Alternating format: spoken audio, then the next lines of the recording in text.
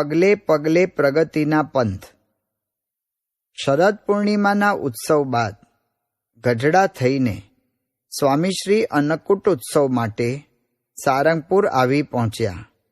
અહીં આવતા વેંત તારીખ 30/10ના રોજ બરવાળાથી ડાયાભાઈ કંદોઈને બોલાવી સ્વામીશ્રીએ સીધા સામગ્રીનું માપ કઢાવ્યું અને તારીખ 1/11ના રોજ અન્નકૂટનું જરૂરી સીધું ટ્રેક્ટર દ્વારા બોટાદથી મંગાવી ઉત્સવના શ્રી ગણેશ કરાવી દીધા.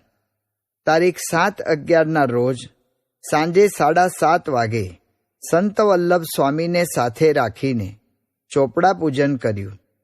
બીજા દિવસે અન્નકૂટ કરી તેની પ્રસાદી પણ ગામોગામ પહોંચતી કરી.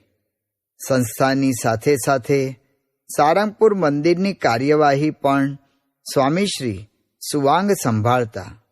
શાસ્ત્રીજી મહારાજના પ્રિય સ્થાનની રજે રજ તેઓની નજરમાં રહેતી અને તેના ઉત્કર્ષ માટે તેઓ સદા પ્રવૃત્ત રહેતા.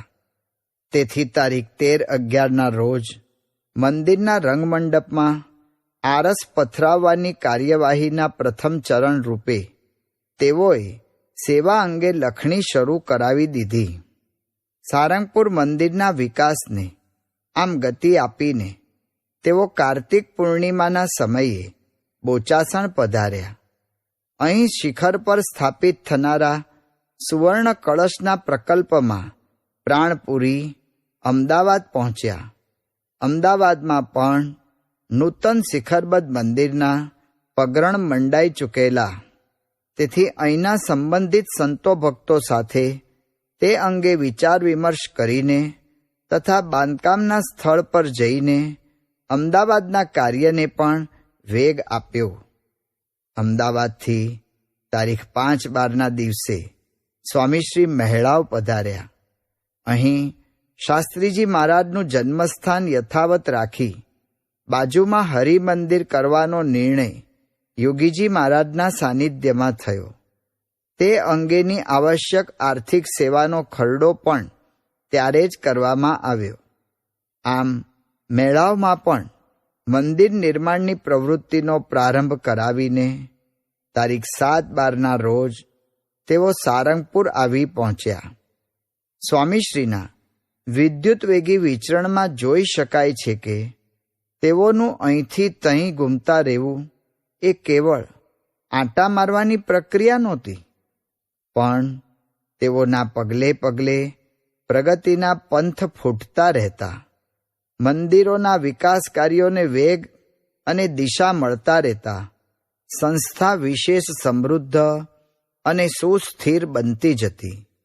સારંગપુરના રોકાણ દરમિયાન પણ સ્વામીશ્રી તુરખા, જમરાળા, રોહિશાળા, લાખ્યાણી વગેરે ગામોમાં કથા વાર્તા અને પધરામણીઓ માટે જઈ આવેલા. જ્યારે સૌને લાગે કે પવન થંભી ગયો છે ત્યારે પણ મંદ મંદ ગતિએ તેનું વહેવાનું ચાલુ જ હોય છે. સ્વામીશ્રીનું પણ તેવું જ હતું. એક જગ્યાએ રોકાઈને પણ તેઓ આજુબાજુના ગામોમાં લાભ આપી આવતા. લોક પ્રમુખ. આ અરસામાં સ્વામીશ્રીની સાથે ધર્મજીવન સ્વામી જોડના સંત તરીકે ફરતા.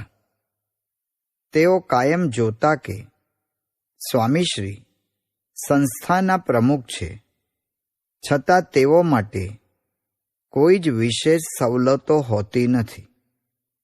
બોચાસણમાં જૂના સભા મંડપની જાળી આગળ 2 બાંકડા ભેગા કરીને તેઓ સૂઈ જાય છે, તો અટલાદરામાં લીમડા નીચે સૂઈ જાય છે.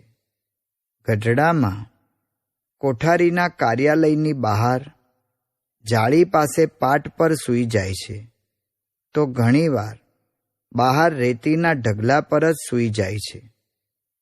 બહિર્ભૂમિ શૌચ માટે પણ સૌ વાપરતા હોય તે જ શૌચાલય સ્વામીશ્રી વાપરતા. સૌ જે નળ નીચે નહાય ત્યાં જ તેઓ સ્નાનવિધિ આટોપી લેતા. ભર શિયાળામાં પણ ખુલ્લામાં બાલદી લઈને નાહવા બેસતા. જ્યાં આસન ત્યાં જ ઓફિસની જેમ કામ કરતા. સેવકની નોંધમાં એ પણ આવેલું કે સ્વામીશ્રી ભોજન પણ સૌની સાથે જ લે છે. તાકાછાપ, જાડી તથા મોટી રોટલી અને જે બનાવ્યું હોય તે જમી લે છે. શરીરને સાનુકૂળ હોય કે ન હોય, કાંઈ બોલવાનું જ નહીં ને. આ બધું જોઈને સેવકને એક નવો ચીલો પાડવાનું મન થયું. તે માટે એક દિવસ તેઓએ સરસ નાની નાની ફૂલકા રોટલીઓ બનાવી. જ્યારે સ્વામીશ્રી જમવા બિરાજ્યા ત્યારે તેઓ એ રોટલીઓ પીરસવા આવ્યા. તે જોઈ સ્વામીશ્રીએ પૂછ્યું, ક્યાંથી લાવ્યા? બનાવી. કોના માટે? આપના માટે. આ સાંભળતા જ સ્વામીશ્રીનો સ્વર સહેજ ઊંચો થઈ ગયો. તેઓ કહેવા લાગ્યા, મારા માટે ક્યારેય જુદું ન બનાવવું. સૌના માટે જે બનાવ્યું હોય તે જ પીરસવું. આમ કહી સ્વામીશ્રી પોતા માટે બનાવેલી ખાસ સારી રોટલી ન જ જમ્યા અને સૌ માટે બનેલી રોટલી જ જમેલા. ખરેખર તેઓ સૌની વચ્ચે રહેનારા, સૌની સાથે ચાલનારા લોક પ્રમુખ હતા. સને 1962 સમતોલ હાથ. છેલ્લા કેટલાક સમયથી ચરોતર અને સૌરાષ્ટ્ર પ્રદેશમાં સ્વામીશ્રીનું વિચરણ ચાલતું હતું. સમયની એ માંગ હતી, પરંતુ તેઓએ હવે કાનમને લક્ષ્યમાં લીધો. સ્વામીશ્રીની વિશેષતા એ હતી કે તેઓ સદા સંતુલિત રહેતા. કોઈ પ્રદેશ, પ્રવૃત્તિ, વ્યક્તિ તરફ વિશેષ ઝોક અપાઈ જાય તેવું તેઓના જીવનમાં જોવા ન મળે. જેમ એરોપ્લેન એક સાથે સૌને ઉપર ઉઠાવે, તેમ સ્વામીશ્રી પણ એક સાથે દરેકને આગળ વધારે. કોઈ છૂટી છટકી ન જાય. તે મુજબ તેઓ તારીખ 1/1/62ના દિવસે લાખિયાણીથી અમદાવાદ થઈને તારીખ 2/1ના રોજ સવારે ઠેઠ ઠીકરિયા પહોંચી ગયા. એક જ દિવસમાં કાઠિયાવાડથી કાનમનો કૂદકો લગાવી દીધો. ત્યારબાદ સતત 2 અઠવાડિયા સુધી માત્રોજ, સારિંગ, કરજણ, પાલેજ, હાંડોદ, કંડારી, અંટોલી, ડભોઈ, ભાયાપુરા, વાઘોડિયા, સલાડ, જયસિંગપુરા, અજીતપુરા, રૂવાદ, પોર વગેરે ગામોમાં વિચર્યા. અહીંથી તારીખ 16/1ના રોજ આણંદ પધાર્યા. નિમિત્ત હતું નિર્ગુણ સ્વામીની દેરીએ છાપરું કરવાનું ખાતમુહૂર્ત. એક તરફ જે હાથે ગગનચુંબી શિખરો પર સુવર્ણ કળશ ચડતા, તે જ હાથે બીજી બાજુ છાપરાના ખાતમુહૂર્ત પણ થતા. આવા સમતોલ હાથ ક્યાં મળે? ઋતુને હંફાવતા ખાતમુહૂર્ત વિધિ પૂર્ણ કરીને સ્વામીશ્રી આણંદથી ધર્મજ પધારેલા. અહીં પારાયણ પ્રસંગે યોગીજી મહારાજ પણ ઉપસ્થિત હતા. તેઓના દર્શન કરીને સ્વામીશ્રીએ યોગીજી મહારાજને પોતાના વિચરણથી વાકેફ કર્યા. ગુરુ સમક્ષ યથાતથ કાર્ય નિવેદન સ્વામીશ્રીના જીવનનું આ એક અવિભાજ્ય અંગ હતું. ગુરુની મરજીથી એક તસુ જેટલું પણ બહાર તેઓનું પગલું પડતું નહોતું. છતાં સમયે સમયે પોતાના કાર્યનું ગુરુ સમક્ષ નિવેદન કરીને પોતાની પ્રવૃત્તિનો તેઓની મરજી સાથે મેળ પડી રહ્યો છે કે નહીં તેનો તાળો સ્વામીશ્રી મેળવતા રહેતા. ધર્મજમાં સત્સંગી જીવનના બીજા પ્રકરણની કથાનો પ્રારંભ કરી સ્વામીશ્રી પુનઃ કાનમ પ્રદેશમાં વિચરણ માટે નીકળી ગયા. અટલાદરા મંદિરના શિખર પર પણ હવે સુવર્ણ કળશ ચઢાવવાના હતા. તે માટે અટલાદરામાં 4 દિવસના રોકાણ દરમિયાન આર્થિક અનુદાનના આયોજન અંગે વિચારણા કરીને પારાયણની પૂર્ણાહુતિ માટે સ્વામીશ્રી પુનઃ ધર્મજ આવી ગયા. તે સમયે કાનમ વાકળ, ચરોતર, સૌરાષ્ટ્રમાં હિમ પડેલું, સર્વત્ર અતિશય ઠંડીનું મોજું ફરી વળેલું. ગાત્રો થીજાવતી એ ટાઢમાં પણ સ્વામીશ્રી અટલાદરાથી બોચાસણ ટ્રેનમાં આવ્યા અને બોચાસણથી ધર્મજ તો ખુલ્લા ટ્રેક્ટર દ્વારા પહોંચેલા. આમ ઋતુને હંફાવતા તેઓ દોડતા રહેતા. કનક સિંહાસને આવી બેઠા. તારીખ 2/2ના દિવસે યોગીજી મહારાજ અને સ્વામીશ્રીના સાનિધ્યમાં મેળાવના મંદિરનો ખાતવિધિ થયો. તે પૂર્ણ કરીને સ્વામીશ્રી અટલાદરા આવી પહોંચ્યા. અહીં વસંત પંચમીના શુભ દિવસે મંદિરના શિખર પર સુવર્ણ કળશ ચઢવાના હતા અને ઠાકોરજી માટે સુવર્ણ સિંહાસન પધરાવવાનું હતું. આ સેવાથી માંડીને ઉત્સવ સંબંધી અન્ય આયોજનોમાં પણ તેઓ ફરી વળતા. સમૈયામાં એક સાથે અનેક ઠેકાણે તેઓની સૂક્ષ્મ નજર કેવી ફરી વળતી હશે તેનો એક નમૂનો તેઓની તારીખ 8/2ની રોજનીશીમાંથી મળે છે. વસંત પંચમીના આ પૂર્વ દિને સ્વામીશ્રી લખે છે, કળશ ચઢાવવાના હતા. યજ્ઞ ચાલુ. કળશ રાત્રે શિખર પર ચઢાવ્યા હતા. રાત્રે ખીચડી 10 મણ કરી, પણ 12 મણ કરવાની જરૂર હતી. અમલીકરણમાં આવતી ઓટખોટને જાણતા રહેવું એ આદર્શ આયોજકનું આગવું લક્ષણ છે. તે સ્વામીશ્રીને સહજ સિદ્ધ હતું. તેથી જ કળશ પર નજર ઠેરવેલી હોવા છતાં ચૂલે ચડેલા આંધણ પણ તેઓની દ્રષ્ટિથી અળગા નહોતા રહેતા. તેઓની આવી કાર્યસૂચના કારણે તારીખ 9/2ના રોજ અટલાદરા મંદિરના ઠાકોરજીની પાર્શ્વભૂમાં સુવર્ણ સિંહાસન ઝગમગવા લાગ્યું અને શિખર પર સુવર્ણ કળશ ઝળહળવા લાગ્યા. યોગીજી મહારાજ, મોટા સ્વામી અને સ્વામીશ્રીએ સુવર્ણ સિંહાસનમાં બિરાજમાન ઠાકોરજીની પ્રથમ આરતી ઉતારી. તે વખતે એ ત્રણેય મહાપુરુષોના મુખ પર શાસ્ત્રીજી મહારાજને રાજી કર્યાના સંતોષની સુરખી છવાઈ રહેલી. સબ હુન્નર તેરે હાથ. અટલાદરાનો ઉત્સવ પૂરો કરીને સ્વામીશ્રી અમદાવાદ થઈને ગઢડા જવા નીકળ્યા. પણ ગાંધીગ્રામ સ્ટેશને પહોંચવામાં મોડું થતાં ટ્રેન ચૂકી ગયા. તેથી એસટી બસ દ્વારા રાત્રે 10 વાગ્યે ગઢડા પહોંચ્યા. અહીંના રોકાણ દરમિયાન યાત્રિકોના નિવાસ માટેના સંકુલ નિર્ગુણ ભવનનો ખાતવિધિ સ્વામીશ્રીએ યોગીજી મહારાજની સાથે રહીને કર્યો. બીજા દિવસે કોઠારી સંત સાથે મંદિરની વાડીમાં ઉગાડેલ ઘઉં, રજકો વગેરે જોવા માટે ગયા. ત્યાં પાકની ગુણવત્તાથી તેઓને સંતોષ થયેલો. ગઢડાથી તારીખ 15/2ના રોજ તાજપુર આવીને અહીં થનારા પ્રતિષ્ઠા મહોત્સવના આયોજનનો આરંભ કરાવ્યો.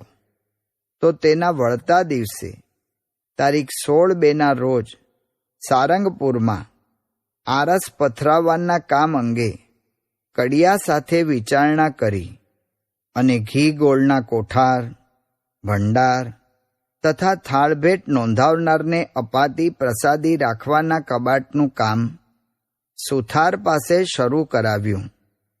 તે પછી તારીખ 18/2ના રોજ ગોંડલ આવીને બાંધકામ સંબંધી એક કાયદાકીય કાર્યવાહીમાં માર્ગદર્શન આપ્યું.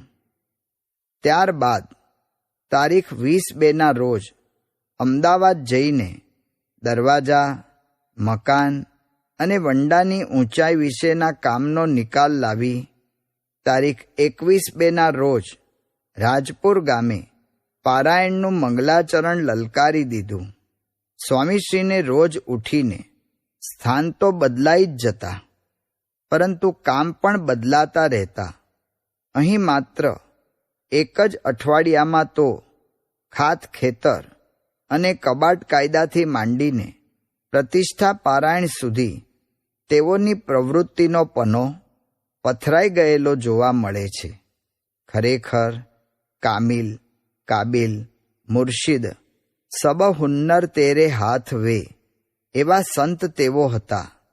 તેઓ માટે કશું જ અજાણ્યું નહોતું.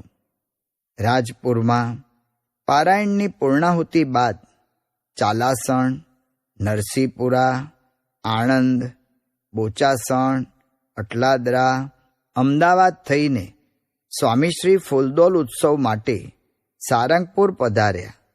અહીં ઉત્સવ સંબંધી માર્ગદર્શન આપી નાવડા, રાણપરી, રોજિત, ગોંડલ સુધી જઈને ઉત્સવ પ્રસંગે પુનઃ સારંગપુર આવી પહોંચ્યા. આ સ્થાનિક ઉત્સવ સમયાના આયોજનમાં પણ સ્વામીશ્રી કેટલી સૂક્ષ્મતા સુધી જતા હશે તેની ઝલક તેઓની એક નોંધ પરથી મળે છે. તેઓ રોજનીશીમાં લખે છે, ગોદડાના ખોળિયા રંગવાના શરૂ. જમરાળાથી જીવાભાઈ વગેરે ધોવા આવેલ. 288 નવા ખોળિયા અને 100 જૂના ખોળિયા રંગ્યા. કુલ 388 રંગ્યા. વિરાટ તંત્રના આયોજક હોવા છતાં કેવી ઝીણી ઝીણી વિગતોનું પણ સ્વામીશ્રી ધ્યાન રાખતા તેનું એક અનુપમ દર્શન અહીં પ્રાપ્ત થાય છે. તારીખ 21/3ના રોજ ફૂલદોલના દિવસે યોગીજી મહારાજે ઠાકોરજી સમક્ષ કેસુડાનો રંગ છાંટી સૌને ઉત્સવના રંગે રંગી દીધા અને સાથે સાથે શાસ્ત્રીજી મહારાજની દેરીએ આરસના સિંહાસનમાં અક્ષર પુરુષોત્તમ મહારાજ સહિત શાસ્ત્રીજી મહારાજની ચિત્ર પ્રતિમાની પ્રતિષ્ઠા પણ કરી. સ્વામીશ્રીની દોરવણી હેઠળ આ પ્રતિષ્ઠાનો ઉત્સવ રંગે ચંગે ઉજવાઈ ગયો. ત્યારબાદ તારીખ 25/3ના રોજ રોહિશાળા અને તારીખ 27/3ના રોજ વળા એટલે કે વલ્લભીપુરમાં પ્રતિષ્ઠાઓ સંપન્ન થઈ, જેમાં યોગીજી મહારાજ સાથે સ્વામીશ્રી પણ હાજર રહેલા. અહીંથી તેઓ મોજીદડ, નવાગામ, પાટણા, બોટાદ થઈને અમદાવાદ આવી પહોંચ્યા. હક નહીં, ફરજ પ્રત્યે સભાન. અમદાવાદથી સ્વામીશ્રીને બોચાસણ જવાનું હતું, તેથી રેલવે સ્ટેશન સુધી તેઓને મૂકવા માટે રસિકભાઈ આવેલા. તેઓએ સ્વામીશ્રીને પૂછ્યું, કઈ ટિકિટ કઢાવું? 3rd ક્લાસની. રસિકભાઈને અપેક્ષા મુજબનો જ જવાબ મળ્યો. સંસ્થાના સેક્રેટરી હોવાને નાતે તેઓ વર્ષોથી જોતા આવેલા કે સ્વામીશ્રી પોતાની સગવડની પસંદગીમાં હંમેશા નીચામાં નીચું ધોરણ જ અપનાવતા આવ્યા છે. તેઓ તરત જ 3rd ક્લાસની ટિકિટ કઢાવી લાવ્યા અને સ્વામીશ્રીને વ્યવસ્થિત જગ્યાએ બેસાડીને તેઓએ વિદાય લીધી. પરંતુ થોડી વારમાં સ્વામીશ્રી બેઠેલા તે ડબ્બામાં એક જાન ચઢી. તેની ગિરદીમાં કોઈ રીતે સ્ત્રી સાધુ મર્યાદા સચવાય તેમ લાગ્યું નહીં. તેથી સ્વામીશ્રીએ સેવકને કહ્યું કે ચાલો 2nd ક્લાસના ડબ્બામાં બેસીએ. પણ ત્યાંય આવો જ પ્રશ્ન ઊભો થયો. તેથી સ્વામીશ્રી પ્લેટફોર્મ પર ઊભા રહ્યા અને સેવકને કહે, હું સામાન સાચવું છું, તમે રસિકભાઈને શોધી લાવો. સદભાગ્યે રસિકભાઈ બહુ દૂર નહોતા પહોંચ્યા. સેવક તેઓને સ્વામીશ્રી પાસે લઈ આવ્યા. ત્યારે સ્વામીશ્રીએ કહ્યું, આ ટિકિટ કેન્સલ કરાવીને ફર્સ્ટ ક્લાસની ટિકિટ લઈ આવો. રસિકભાઈ ટિકિટો લેવા ગયા ત્યારે સેવકે સ્વામીશ્રીને કહ્યું, સ્વામી, આપણે પહેલેથી જ ફર્સ્ટ ક્લાસની ટિકિટ કઢાવી હોત તો આમ હેરાન ન થવું પડત. ત્યારે સ્વામીશ્રી બોલ્યા, તમે સમજો, આપણા હાથે ઠાકોરજીનો એક પૈસો ખોટો ન વપરાવો જોઈએ, પણ બીજા તો ઘણો એવો બગાડ કરે છે. તમે તો પ્રમુખ છો, તમે વાપરો તો. સેવક જ્યાં આટલું બોલ્યા ત્યાં સ્વામીશ્રીએ કહ્યું, જે ઠાકોરજીના પૈસા ખોટા વાપરશે તેને ભોગવવું પડશે, માટે આપણે થાય તેટલી સેવા કરી લેવી. સ્વામીશ્રી જગત તરફ નહીં પણ જાત તરફ જોઈને જીવનારા હતા. તેઓ પોતાના હક પ્રત્યે નહીં પણ ફરજ પ્રત્યે સંપૂર્ણ સભાન હતા. તેથી તેઓની શૈલી અને સમજ સદા સીધી લીટીમાં જ રહેલા. જીવન પર્યંત તેઓ કોઈના વાડે રવાડે ચઢ્યા જ નહોતા.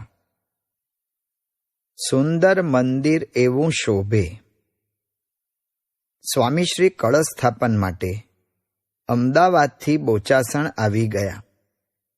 સમગ્ર બ્રહ્માંડમાં જે સ્થાન પર અક્ષર પુરુષોત્તમ મહારાજ સૌ પ્રથમવાર મંદિરના મધ્યખંડમાં બિરાજ્યા હતા, તે સ્થાનની સેવા માટે સમગ્ર સત્સંગમાં ઉત્સાહ વ્યાપેલો. તારીખ 19/4ના રોજ એ ધન્ય દિવસ આવી પહોંચ્યો કે જ્યારે બોચાસણ મંદિરના શિખર પણ કળશની શોભા ધરી રહ્યા. તે જોઈ ભક્તોના મન ગાઈ ઉઠ્યા, સુંદર મંદિર એવું શોભે, જોતા સૌના મનડા લોભે, દર્શન કરવા વૃત્તિ થોભે, વહાલા અક્ષર પુરુષોત્તમ. હનુમાન જયંતીના આ દિવસે યોગીજી મહારાજના વરદ હસ્તે હનુમાનજી ગણપતિજીની પણ પ્રતિષ્ઠા વિધિ સંપન્ન થઈ. આ પ્રસંગે ગામ ધુમાડો બંધ રાખીને સમગ્ર બોચાસણ ગામને 38 મણ શીરાનો મહાપ્રસાદ જમાડવામાં આવેલો. દિશા અને દશા બદલતું વર્તન. બોચાસણમાં કળશ ચઢાવ્યા બાદ સ્વામીશ્રી રઢુ, નવાગામ, નાયકા, શ્રીજીપુરા, પુરુષોત્તમપુરા, સારંગપુર વગેરે ગામોમાં વિચરતા અમદાવાદ પધારેલા. અહીં તારીખ 8થી 10 મે 1962 દરમિયાન યોજાનારા શિખરબદ્ધ મંદિરના પ્રતિષ્ઠા મહોત્સવની સઘળી જવાબદારી યોગીજી મહારાજે તેઓના શિરે મૂકેલી. સ્વામીશ્રી યોગીજી મહારાજના હુકમના પાના સમાન સંત હતા. તેથી અઘરા કે અગત્યના આયોજનમાં તેઓ હંમેશા તેઓને જ આગેવાની સોંપતા. એ જ રીતે અમદાવાદમાં પણ સ્વામીશ્રીના વડપણ હેઠળ સમયો થયો અને સંપ્રદાયના ઇતિહાસમાં સૌ પ્રથમવાર સંગે મરમરમાંથી નિર્મિત મૂર્તિઓ મધ્યખંડમાં પ્રતિષ્ઠિત થઈ. આ પ્રતિષ્ઠા મહોત્સવના સમાપનની રાત્રિએ રસોડા વિભાગમાં સ્વચ્છતાની સેવા બજાવી રહેલો એક યુવાન એઠવાડનો ભાર ભરેલી લારીને ઢાળ ચઢાવવાની કોશિશ કરી રહેલો, પણ વધુ ભાર અને ઊંચા ઢાળને કારણે તેના પ્રયત્નો નિષ્ફળ જતા હતા. રાત્રિના 10:15ના એ સમયે તેની મદદમાં આવે એવું પણ કોઈ આસપાસમાં દેખાતું નહોતું. એટલામાં તેણે સ્વામીશ્રીને થોડે દૂરથી પસાર થતા જોયા. પણ સ્વામીશ્રીને કાંઈ એઠવાડની લારી ખેંચવા બોલાવાય? સંસ્થાના પ્રમુખ, મહોત્સવના અધ્યક્ષ અને હજારોના આદરણીય સ્વામીશ્રી પાસે આવું કામ કરાવાય? એ યુવાન લારી સરકી ન જાય તે માટે લારીનો હાથો બરાબર પકડી રાખીને હજી તો આમ વિચારી રહેલો ત્યાં સ્વામીશ્રી જ સામેથી તેની પાસે આવી પહોંચ્યા. સાદ પડે અને સેવામાં દોડે એ મનુષ્યો બીજા, પણ આ તો સ્વામીશ્રી કોઈનાએ કહ્યા વિના સ્વયં સમજીને જ સેવામાં જોડાઈ જાય. સ્વામીશ્રીએ તે યુવાનની સાથે રહીને એઠા પતરાળાની લારીને ધક્કો લગાવ્યો અને ઢાળ ચડાવી દીધો. ઢાળ ચડાવ્યા પછી જ્યાં એ લારીને ખાલી કરવાની હતી ત્યાં સુધી લારી ખેંચી જવામાં પણ સાથે રહ્યા. અરે, લારી ખાલી કરાવવામાં પણ સાથે રહ્યા. મદદ કરવી તો પૂરેપૂરી. આ તેઓનો સિદ્ધાંત હતો. આમ સેવામાં સંપૂર્ણ સહાયરૂપ થઈને સ્વામીશ્રી જ્યારે નીકળ્યા ત્યારે એ યુવાન એકી ટસે તેઓને જોઈ જ રહ્યો, કારણ કે સ્વામીશ્રીએ કોઈ શીખ કે સલાહ નહીં, પણ સીધે સીધો સધિયારો જ આપી દીધેલો. એ યુવાન સ્વામીશ્રીને જોઈ જ રહ્યો, કારણ કે મહોત્સવના મોવડી સમા સ્વામીશ્રીના મુખ પર એઠવાડની લારી ખેંચતી વખતે કોઈ ક્ષોભ કે સંકોચ નહોતા.